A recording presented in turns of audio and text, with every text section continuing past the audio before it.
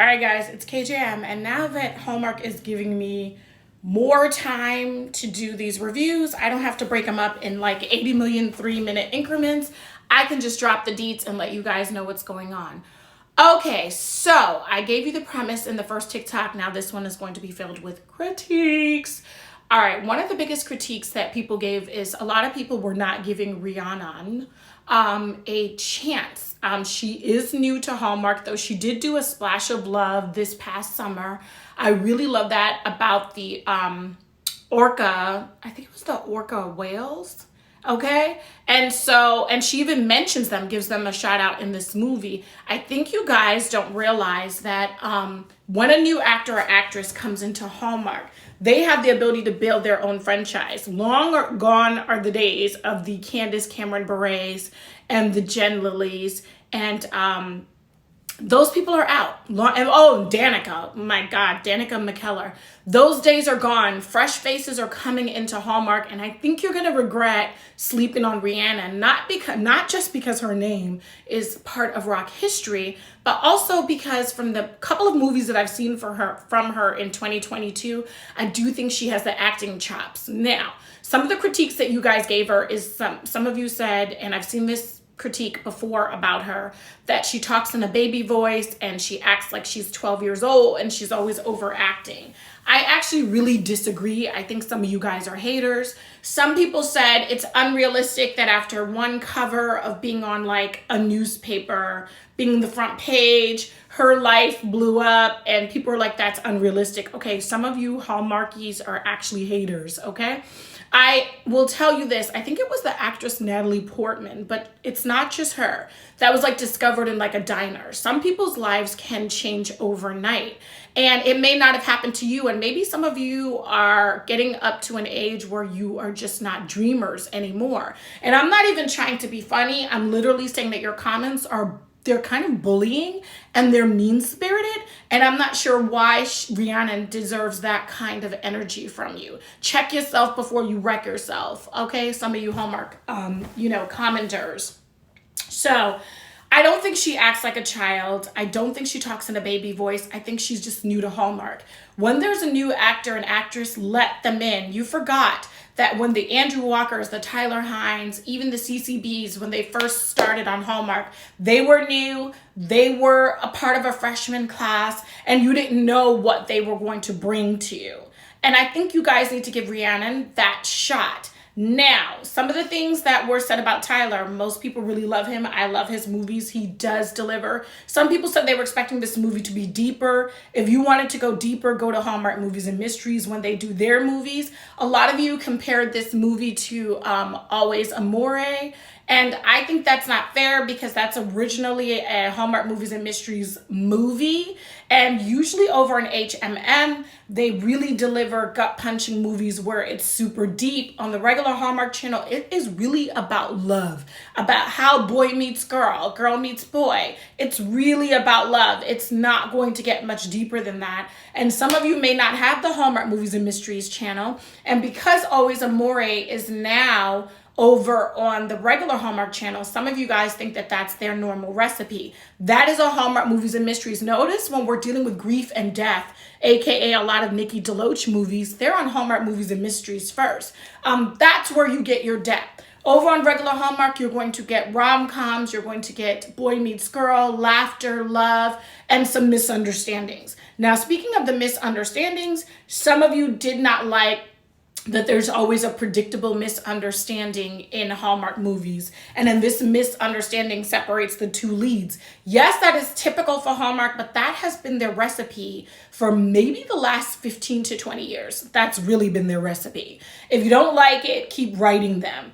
Now, as far as this misunderstanding, I could see why Beth was upset at Jake because she wanted to know who took the photo. And even though it kind of I was wondering why it never occurred to her that it could be Jake that took it. I guess because it wasn't under his name, and she knows he's published a photography book prior to that was under his name. So, I see this with men all the time, and it happens in real life and even in my personal life, where the X factor, there's something that he needs to tell me and he may be really delayed telling me. I really felt Jake should have been honest, just like when he showed up at Aunt Dottie's house, but Beth and Aunt Dottie were not home. He should have kept trying to communicate with them and let them know that he's the one that took the picture, and let them know under the circumstances that he didn't do it to be malicious or mean. It was just a beautiful photo. He likes to take beautiful pictures, and Beth is stunning. I think that all could have been cleared up. So if you're a man watching this review, the longer you take to tell a woman the truth about something is the more angry we're going to be. Okay? Because the more and more I'm asking you about it, or the more and more we're talking about it, and you're doing a lie of omission is still a lie. And this happens in real life, folks. Some of you Hallmarkies divorce your spouses for being habitual liars. So stop pretending like because you see these things in Hallmark movies that they don't really happen in real life, okay? I know some of y'all are just glued to the TV watching this, and you know that you had a version of something like that happen in real life where someone you cared about lied to you repeatedly, whether it was a lie of omission or an outright lie.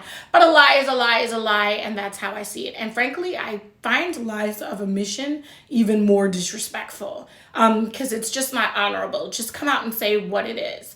All right, a lot of you rated Tyler Hynes as the best kisser on Hallmark, and I think you guys may be right. Okay, Hallmark, we are loving that you guys are giving us more than that one final kiss at the end. And we're loving that these kisses, okay, Beth was planting these kisses on Jake's face. We're loving that these kisses are making these characters have more chemistry. Long gone are the days where they fall in love and they just have that final kiss and then the curtains go up. We actually want to see the chemistry all the way through, and we love that you are delivering that, Hallmark. We love that you're giving that to us, okay? It is giving. Tyler, we could feel those kisses. I could feel it. I could feel it all over my face. Anywho, I'm trying to think of some other critiques. Now, when the movie first went up, it's the first movie I've watched in a long time that I honestly didn't know how to rate it. I knew that I liked it.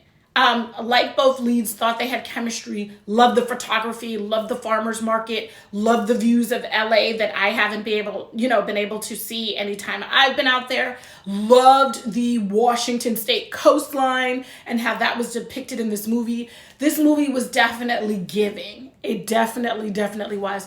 And Tyler is a heartthrob, and you can feel it through every line and everything he says. He could be asking me, do you want a slice of pizza? And I'd be like, yes, I like pizza. Even though in real life, I'm not a big fan of pizza unless I'm in the New York tri-state area, because New York and New Jersey do know how to do pizza. Anyway, I'm trying to think of what were some. So a lot of the attacks were just about Rhiannon and her voice and thinking that she sounds like a child. She's really 32 years old.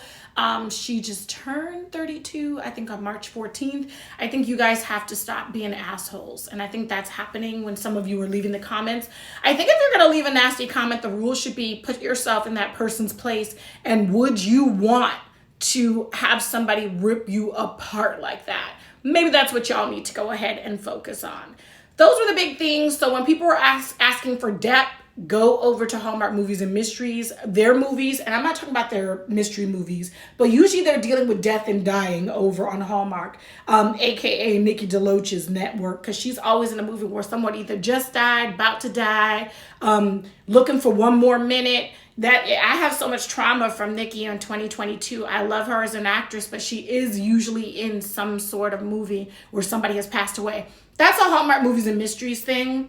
That's really not a regular Hallmark Channel thing. And even though as they start to pull some movies from HMM and put it onto the regular Hallmark so that you guys can have access to it, do remember that some of these movies originated on the deeper channel. All right, that's it for me. I mean, there was really nothing else. Like, I'm super happy about the extra kisses. I like the chemistry. I love Tyler Hynes. I think Rhiannon Fish is a name that you guys need to watch out for right now. You guys are sleeping on her, but I'm telling you right now that she is a winner, and I have loved every movie I've seen her in, except she did one that had to do with an orchid farm, and I think that one was also on Up TV in 2022, and I didn't really like that. But I loved A Love to Remember. I love Splash of Love, and I just want to congratulate these two on delivering a really good, solid movie, and I hope the movies get even better from here, and I'm out.